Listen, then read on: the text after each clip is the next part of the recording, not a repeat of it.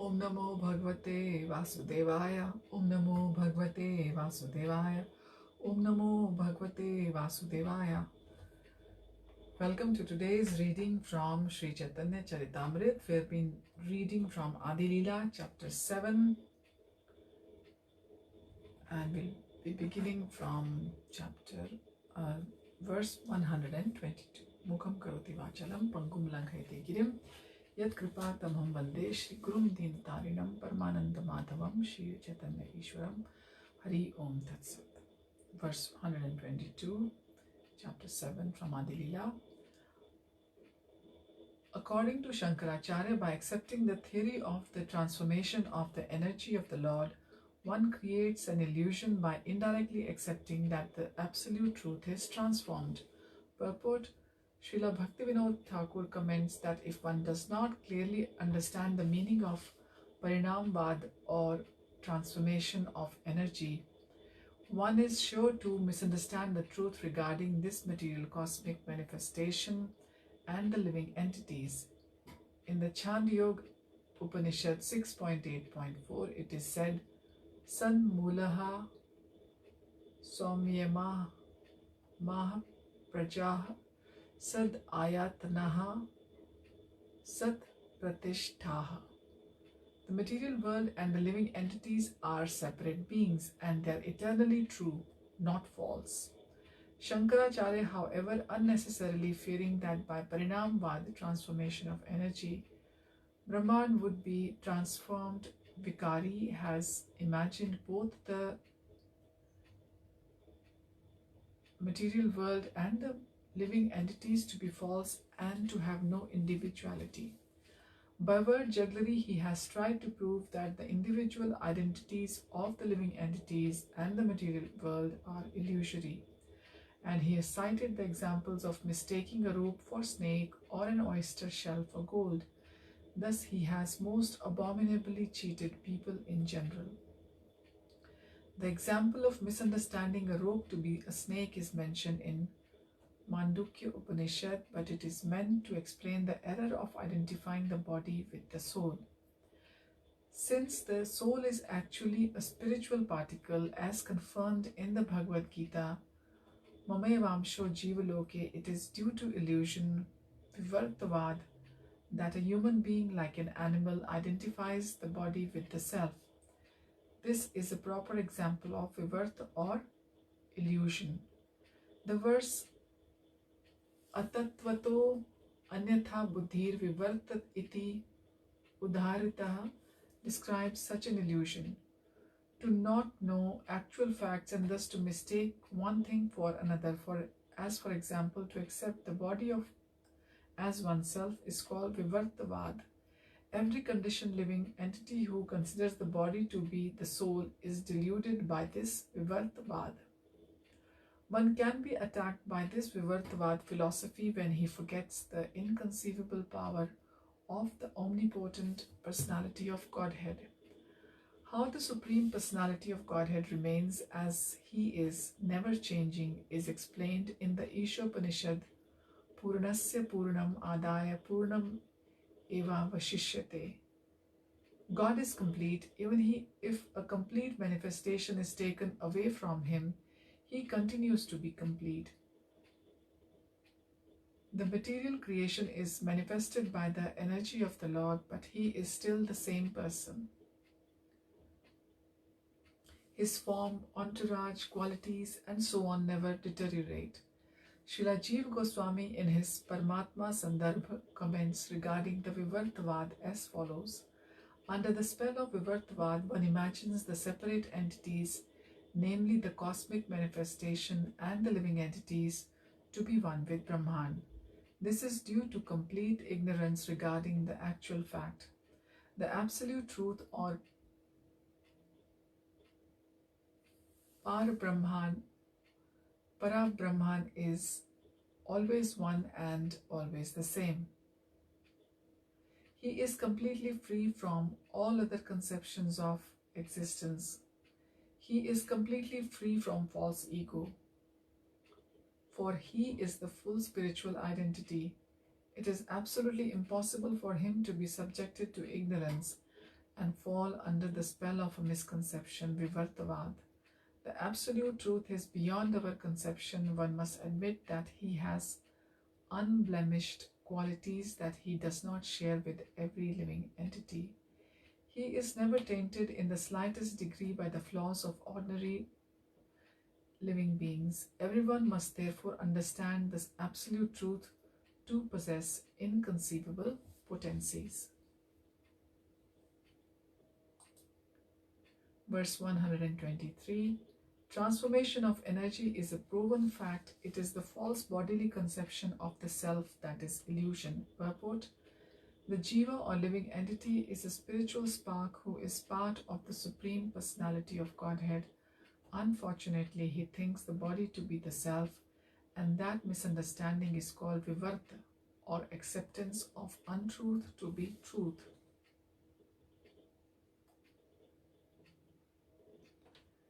The body is not the self, but animals and foolish people think that it is. Vivarta, or the illusion, does not, however, denote a change in the identity of the spirit soul.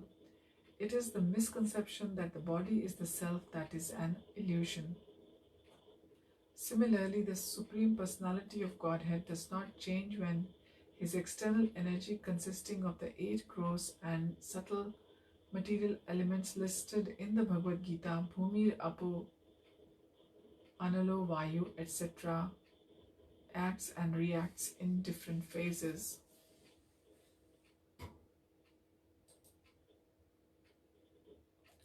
Verse 123. The Supreme Personality of Godhead is opulent in all respects, therefore by his inconceivable energies, he has transformed the material cosmic manifestation. Verse 125. Using the example of a touchstone, which by its energy turns iron into gold and yet remains the same, we can understand that although the Supreme Personality of Godhead transforms his innumerable energies, he remains unchanged. Verse 126. Although a touchstone produces many varieties of valuable jewels, it nevertheless remains the same. It does not change its original form. Verse 127. If there is such inconceivable potency in material objects, why should we not believe in the inconceivable potency of the Supreme Personality of Godhead? Purport: the argument of Sri Chaitanya Mahaprabhu described in this verse can be very easily understood even by a common man if he simply thinks of the activities of the sun, which has been giving off unlimited amounts of heat and light since time immemorial, and yet has not even slightly decreased in power. Modern science believes that it is by sunshine that the entire cosmic manifestation is maintained, and actually one can see how the actions and reactions of sunshine maintain order throughout the universe. The growth of the vegetables and even the rotation of the planets takes place due to the heat and light of the sun. Sometimes, therefore, modern scientists consider the sun to be the original cause of the creation, not knowing that the sun is only a medium, for it is also created by the supreme energy of the Supreme Personality of Godhead. Aside from the sun and the touchstone, there are many other material things that transform their energy in different ways and yet remain as they are. It is not necessary, therefore, for the original cause, the Supreme Personality of Godhead, to change due to the changes or transformations of his different energies. The falsity of Sripad Shankaracharya's explanation of Vivartavad or Parinamvad has been detected by the Vaishnavacharyas, especially Jiva Goswami, whose opinion is that actually Shankar did not understand the Vedanta Sutra. In Shankar's explanation of one sutra, Anandamayo Abhyasat, he has interpreted the affix Mayat with word jugglery that this very explanation proves that he had little knowledge of the Vedanta Sutra but simply wanted to support his impersonalism through the aphorisms of the Vedanta philosophy. Actually, however, he failed to do so because he could not put forward strong arguments In this connection, Srila Jiva Goswami cites the phrase Brahma Pucham Pratishtha from the Taittiriya Upanishad 2.5, which gives Vedic evidence that the Brahman is the origin of everything. In explaining this verse, Sripad Shankaracharya interpreted various Sanskrit words in such a way that he implied, according to Jiva Goswami, that Vyasadeva had a very little knowledge of higher logic. Such unscrupulous deviation from the real meaning of the Vedanta Sutra has created a class of men who, by word jugglery, try to derive various indirect meanings from the Vedic literatures, especially the Bhagavad Gita. One of them has even explained that the word Kurukshetra refers to the body. Such interpretations imply, however, that neither Lord Krishna nor Vyasadeva had a proper sense of word usage or etymological adjustment. They led one to assume that since Lord Krishna could not personally sense the meaning of what he was speaking, and Vyasadeva did not know the meaning of what he was writing, Lord Krishna left his book to be explained later by the Mayavadis. Such interpretations merely prove, however, that their proponents have very little philosophical sense. Instead of wasting one's time falsely deriving such indirect meanings from the Vedanta Sutra and other Vedic literatures, one should accept the words of this book as they are. In presenting Bhagavad Gita as it is, therefore, we have not changed the meanings of the original words. Similarly, if one studies the Vedanta Sutra as it is without whimsical and capricious adulteration, one can understand the Vedanta Sutra very easily.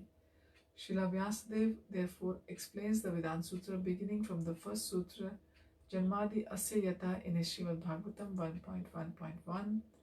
Janmadi Asya Yato Anyavad Itratas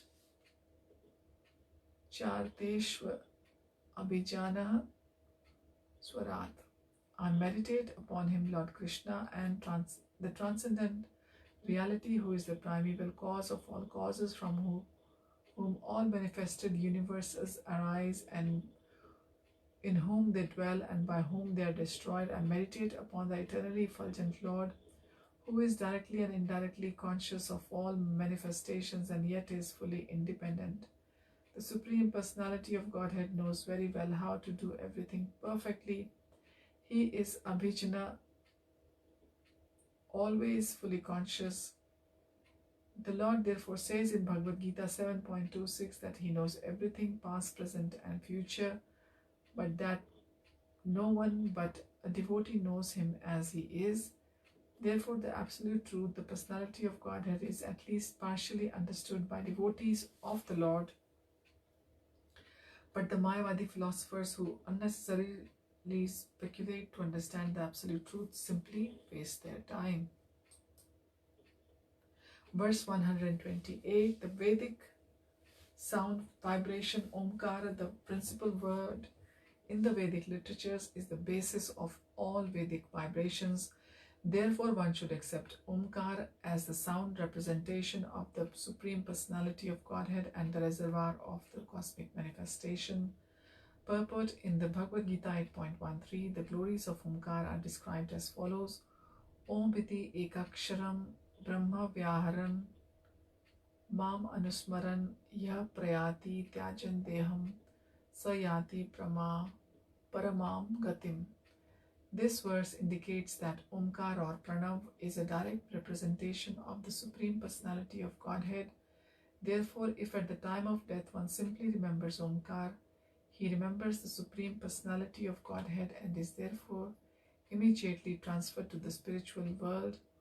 Omkar is the basic principle of all Vedic mantras, for it is a representation of Lord Krishna, understanding of whom is the ultimate goal of the Vedas, as stated in the Bhagavad Gita's Vedesh cha sarvair aham eva vedyah.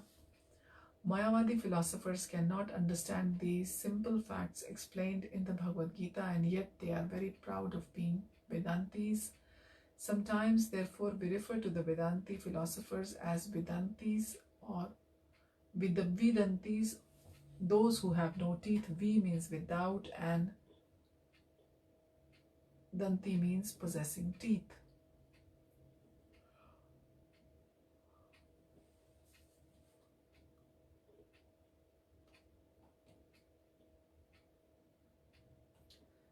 The statements of the Shankar philosophy, which are the teeth of the Mayavadi philosophers, are always broken by the strong arguments of Vaishnava philosophers such as great acharyas, especially Ramanujacharya.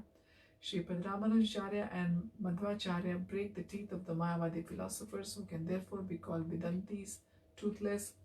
As mentioned above, the transcendental vibration of Omkar is explained in the Bhagavad Gita, chapter 8, verse 13. Om iti ekaksharam brahma vyaharan mam anusmaran yah prayati tyajan deham sayati paramam gatim. After being situated in this yoga practice and vibrating the sacred syllable Om, the supreme combination of letters, if one thinks of the Supreme Personality of Godhead and quits his body, he will certainly reach the spiritual planets. If one actually understands the Omkara is the sound vibration of the Supreme Personality of Godhead, whether he chants Omkar or the Hare Krishna mantra, the result is certainly the same. The transcendental vibration of Omkara is further explained in the Bhagavad Gita, chapter 9, verse 17. Pitaham asya jagato mata dhata pitamaha vedyam pavitram omkara riksam yajur evacha.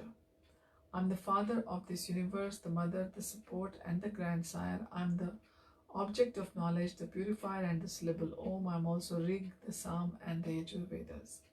Similarly, the transcendental sound Om is further explained in the Bhagavad Gita, chapter 17, verse 23. Om Tat Sat Idi Nirdesho Brahmanas Trividaha Smritaha Brahmanas Tena Vedascha Yajnascha Vihitaha Pura. From the beginning of creation, the three syllables Om Tat Sat have been used to indicate the supreme absolute truth, Brahman. They were uttered by the Brahmanas while chanting Vedic hymns and during sacrifices for the satisfaction of the Supreme. Throughout all the Vedic literatures, the glories of Omkara are especially mentioned. Srila Jiva Goswami, in his thesis Bhagavad Sandarbha, says that in the Vedic literature, Omkara is considered to be the sound vibration of the holy name of the Supreme Personality of Godhead. Only this vibration of transcendental sound can deliver a conditioned soul from the clutches of Maya. Sometimes Omkara is also called the deliverer, Tara. Srimad Bhagavatam begins with the Omkara vibration Om Namo Bhagavate Vasudevaya. Therefore, Omkar has been described by the great commentator Sridhar Swami as Tarankura, the seed of deliverance from the material world. Since the Supreme Godhead is absolute, the Supreme Personality of Godhead has all the personality of Godhead. Nam Nam Akari Bahuda Nij Sarva Shaktis Tatrarpita Niyamita Smarane Nakala. All potencies are invested in the holy vibration of the holy name of the Lord. There is no doubt that the holy name of the Lord, or Omkar, is the Supreme Personality of God Himself. In other words, anyone who chants Omkar and the holy name of the Lord Hare Krishna immediately meets the Supreme Lord directly in His sound form. In the Narad Pancharatra, it is clearly said that the Supreme Personality of Godhead Narayan personally appears before the chanter who engages in chanting the Ashtakshara or 8-syllable mantra Om Namo Narayana. A similar statement in the Mandukya Upanishad declares that whatever one sees in the spiritual world is all an expansion of the spiritual potency of the Omkar. On the basis of all the Upanishads, Srila Jiva Goswami says that Omkar is the supreme absolute truth and is accepted by such all the acharyas and authorities. Omkara is beginningless, changeless, supreme, and free from deterioration and external contamination. Omkara is the original origin, middle, and end of everything, and any living entity who thus understands Omkara attains the perfection of spiritual identity in Omkara. Omkara, being situated in everyone's heart, is Ishvara, the Supreme Personality of Godhead, as confirmed in Bhagavad Gita 18.61. Ishvara Sarva Bhutanam Riddeshe Arjuna Tishtati. Omkara is as good as Vishnu, because Omkara is all pervasive as Vishnu. One who knows Omkar and Lord Vishnu to be identical no longer has to lament or hanker. One who chants Omkara no longer remains a Shudra.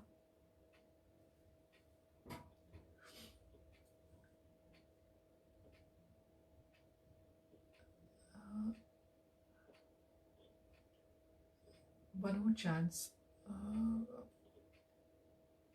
remains a Shudra, but immediately comes to the position of a Brahmana. So one who chants Omkara no longer remains a Shudra, but immediately comes to the position of a Brahmana. Simply by chanting Omkara, one can understand the whole creation to be one unit or an expansion of the energy of the Supreme Lord. Idam hi Vishwam Bhagwan Ivitaro Yat Jagat Sthana Nirodha Sambhava. The Supreme Lord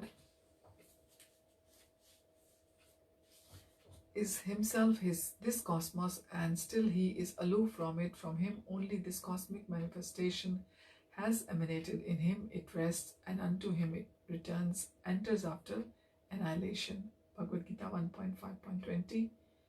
Although one who does not understand concludes otherwise, Srimad Bhagavatam states that the entire cosmic manifestation is but an expansion of the energy of the Supreme Lord. Realization of this is possible simply by chanting his holy name, the holy name of the Lord, Omkara. One should therefore, however, not foolishly conclude that because the Supreme Personality of Godhead is omnipotent, we have manufactured a combination of letters A, U, and Ma.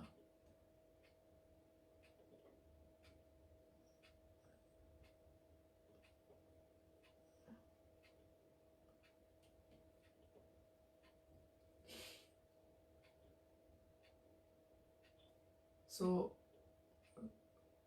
one should not foolishly declare that or conclude that the Supreme Personality of Godhead, because Supreme Personality of Godhead is omnipotent, we have manufactured a combination of letters A, U, and Ma to represent him. Factually, the transcendental sound Omkara, although combination of the three letters A, U, and Ma has, that is A, U, and M, has transcendental potency, and one who chants Omkar will very soon realize Omkar and Lord Vishnu to be non-different than Krishna.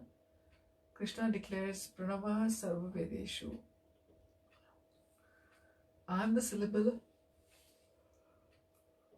Om in the Vedic mantras, Bhagavad Gita 7.8. One should therefore conclude that among the many incarnations of the Supreme Personality of Godhead, Omkar is the Samvaya incarnation.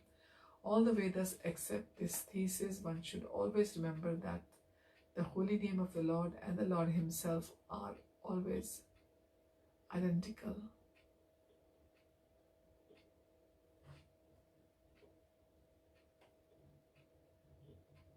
One should remember that the holy name of the Lord and the Lord himself are always identical. Abhinatvan Nama Namino, since Omkar is the basic principle of all Vedic knowledge, it is there uttered before one begins to chant any Vedic hymn. Without Omkar, no Vedic mantra is successful. The Goswamis therefore declared the Pranav or Omkara is the complete representation of the Supreme Personality of Godhead, and they have analyzed Omkara in the terms of its alphabetical constituents as follows.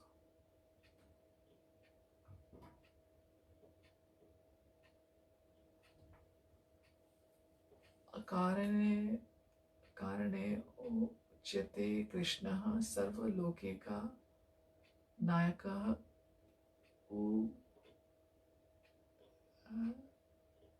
कारणे कारेण उच्यते राधा उ कारेण उच्यते राधा माँ करो जीवा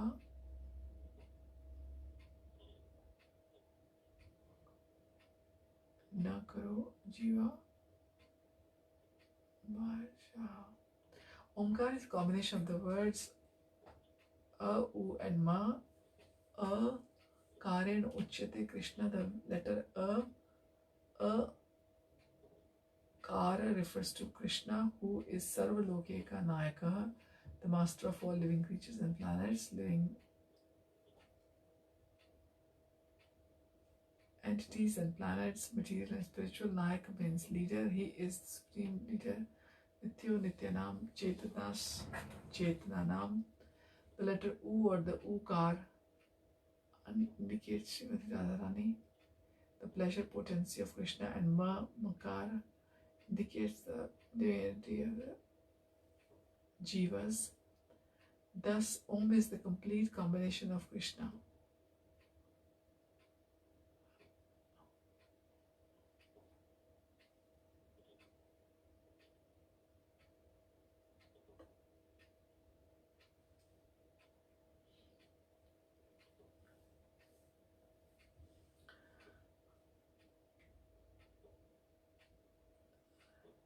Thus, Om is the complete combination of Krishna, his potency, and his living servitors.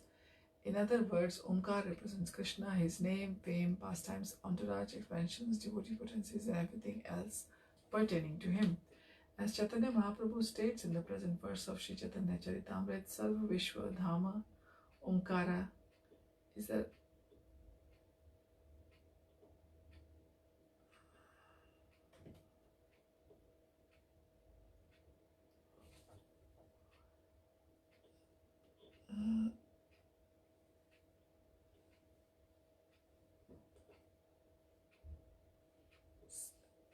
Braj. As Chaitanya Mahaprabhu states in the present verse of Sri Chaitanya Charitamrita, Sarva Vishwa Dhama Omkara is the resting place of everything, just as Krishna is the resting place of everything. Brahmano iti pratisthaham. Repeat this again. Thus Om is the complete combination of Krishna, his potency, and his eternal servitors. In other words, Omkar represents Krishna, his name, fame, pastimes, entourage, expansions, devotees, potencies, and everything else pertaining to him.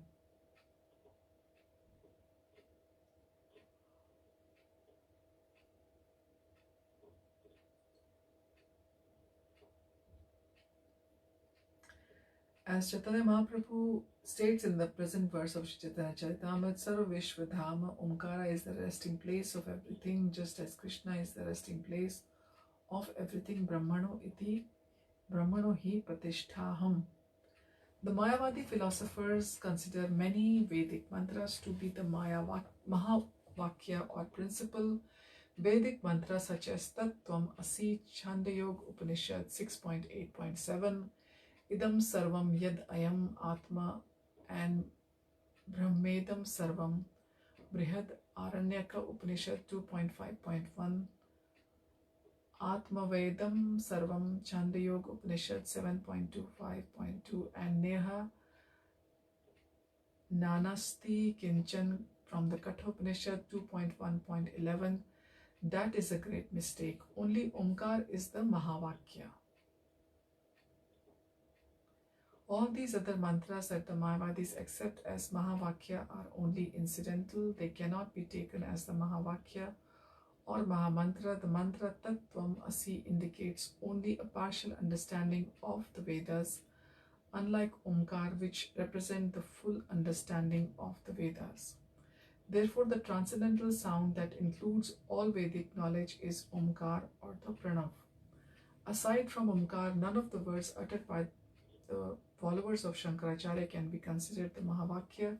They are merely passing remarks. Shankaracharya, however, has never stressed chanting of the Mahavakya Omkar. He has accepted only Tattvam Asi as the Mahavakya. Imagining the living entity to be God, he has misrepresented all the mantras of the Vedanta Sutra with the motive of proving that there is no separate existence of the living entities and the supreme absolute truth. This is similar to the politicians' attempt to prove non-violence from the Bhagavad Gita. Krishna is violent to demons, and to attempt to prove that Krishna is not violent is ultimately to deny Krishna. As such explanations of the Bhagavad Gita are absurd, so also is Shankaracharya's explanation of the Vedanta Sutra, and no sane and reasonable man will accept it. At present, however, the Vedanta Sutra is misrepresented not only by the so-called Vedantis, but also by other unscrupulous persons who are so degraded that they even recommend that sannyasis eat meat, fish, and eggs. In this way, the so-called followers of Shankara, the impersonalist Mayavadis, are sinking lower and lower.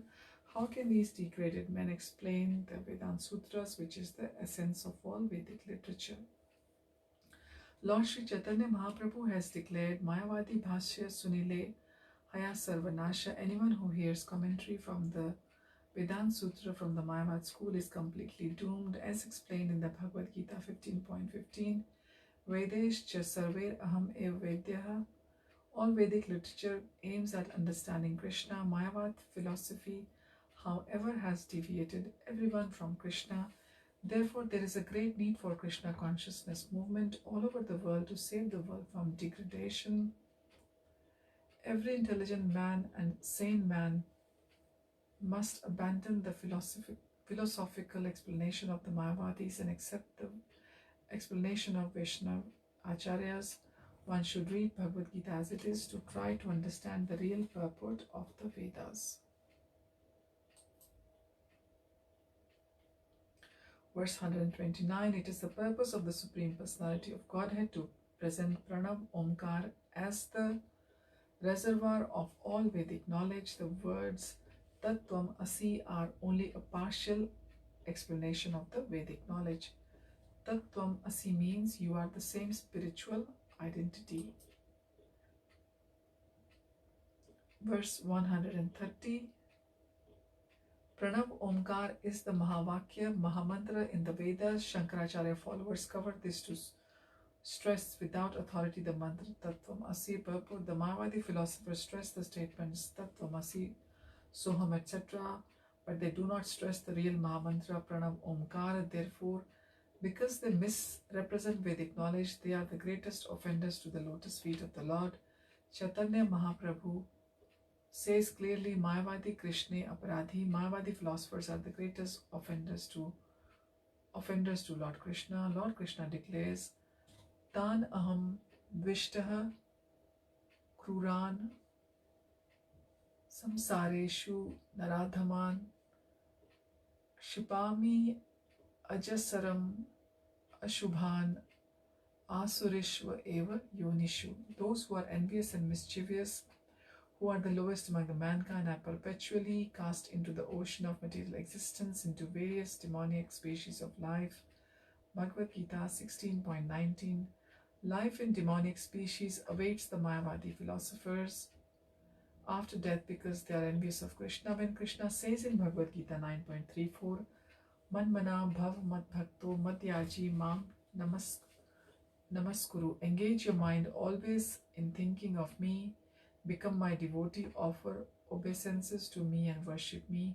One demoniac scholar says that it is not Krishna to whom one must surrender. This scholar is already suffering in this life, and he will have to suffer again in the next if in this life he does not complete his prescribed suffering. One should be very careful not to be envious of the Supreme Personality of Godhead. In the next verse, therefore, Sri Chaitanya Mahaprabhu clearly states the purport of the Vedas.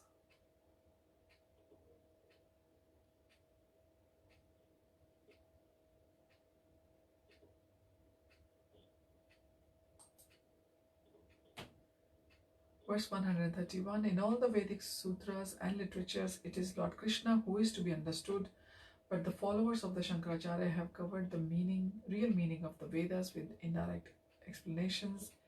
It is said Vede, purport, it is said Vede, Ramayane Chai Purane Bharate Tatha Adav Ante Cha Madhye Cha Harihi Sarvatra Giyate.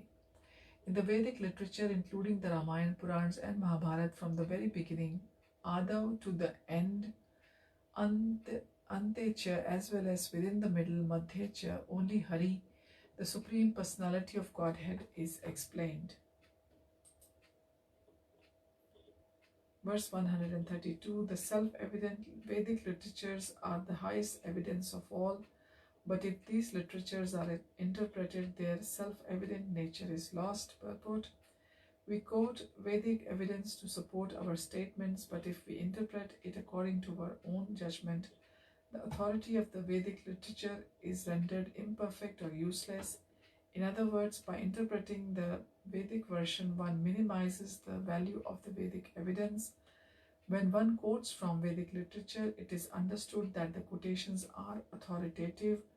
How can one bring the authority under his own control? This is the case of the Principes Obsta. That is the case of Principes Obsta. Verse 133, to prove their philosophy, the members of the Mayavad school have given up the real, easily understood meaning of the Vedic literature and introduced indirect meanings based on their imaginative powers. Purport, unfortunately, the Shankarite interpretation has covered almost the entire world. Therefore, there is a great need to present the original, easily understood, natural import of the Vedic literature. We have therefore begun by presenting Bhagavad Gita as it is, and we propose to present all the Vedic literature in terms of the direct meaning of its words. Verse 134, when Sri Chaitanya Mahaprabhu thus showed for each and every sutra the defects in Shankaracharya's explanations, all the assembled Mayavadi sannyasis were struck with wonder. Verse 135, all the Mayavadi sannyasis said, Your Holiness, kindly know from us that we actually have no quarrel with your refutation of these meanings, for you have given a clear understanding of the sutras. 136 verse, we know that all this word jugglery springs from the imagination of Shankaracharya, and yet because we belong to his sect, we accept it, although it does not satisfy us. Verse 137, now let us see the Mayavadi sannyasis continued. How well you can describe the sutras in terms of their direct meaning. Hearing this, Lord Chaitanya Mahaprabhu began his direct explanation of the Vedanta Sutra.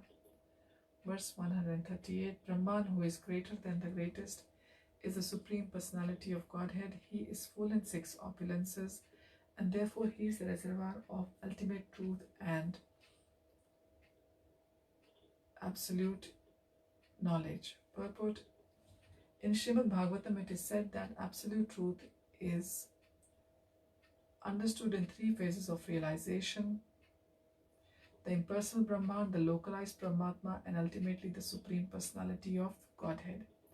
The impersonal Brahman and localized Paramatma are expansions of the potency of the Supreme Personality of Godhead, who is complete in 6 opulences, namely wealth, fame, strength, beauty, knowledge, and renunciation. Since he possesses his 6 opulences, the personality of Godhead is the ultimate truth in absolute knowledge. Verse 139, in his original form, the Supreme Personality of Godhead is full with transcendental opulences which are free from the contamination of the material world. It is to be understood that in all Vedic literature, the Supreme Personality of Godhead is the ultimate goal. Verse 140, when we speak of the Supreme as impersonal, we deny his spiritual potencies. Logically, if you accept half of the truth, you cannot understand the whole.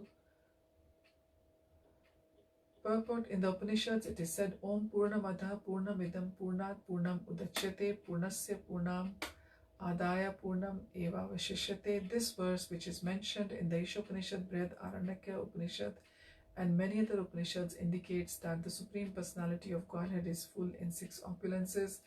His position is unique, for he possesses all riches, strength, influence, beauty, knowledge, and renunciation.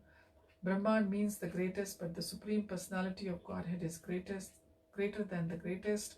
Just as the sun globe is greater than the sunshine which is all pervading the universe, although the sunshine that spreads all over the universes appears very great to the less knowledgeable, greater than the sunshine is the sun itself, and greater than the sun is the sun god. Similarly, impersonal Brahman is not the greatest. Although it appears to be so, impersonal Brahman is only the bodily effulgence of the Supreme Personality of Godhead, but the transcendental form of the Lord is greater than both the impersonal Brahman and the localized Paramatma. Therefore, whenever the word Brahman is used in the Vedic literature, it is understood to refer to the Supreme Personality of Godhead.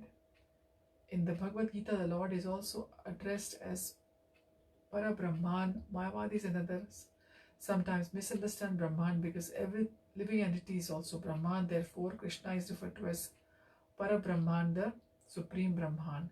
In the Vedic literature, whenever the words Brahman or Parabrahman are used, they are to be understood to refer to the Supreme Personality of Godhead, Krishna. This is their real meaning, since the entire Vedic literature deals with the subject of Brahman.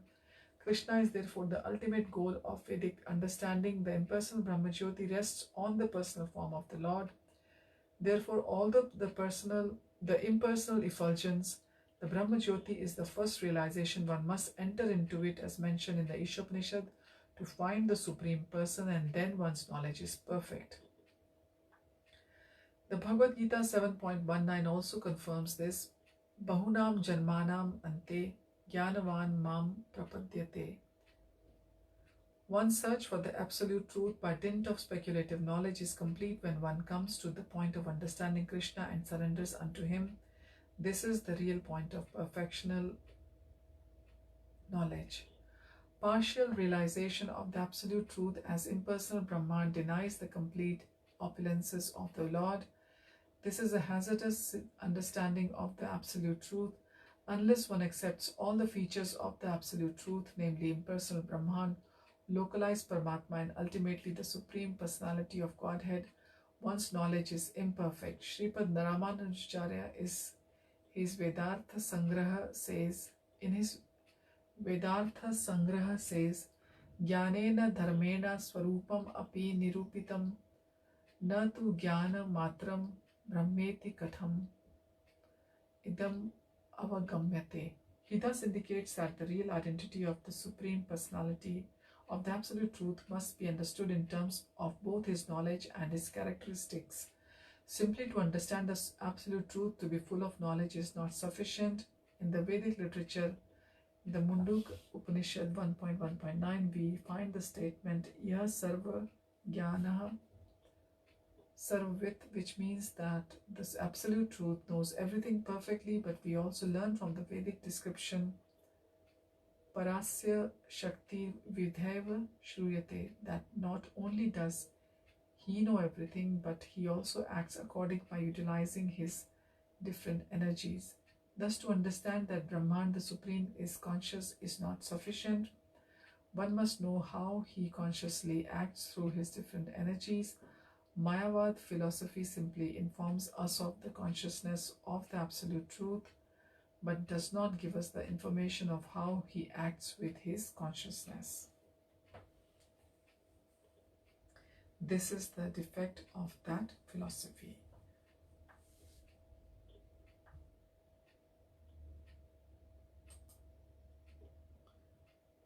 So we'll continue from verse 141 next time. Thank you for joining. Hari Om Tat Sat.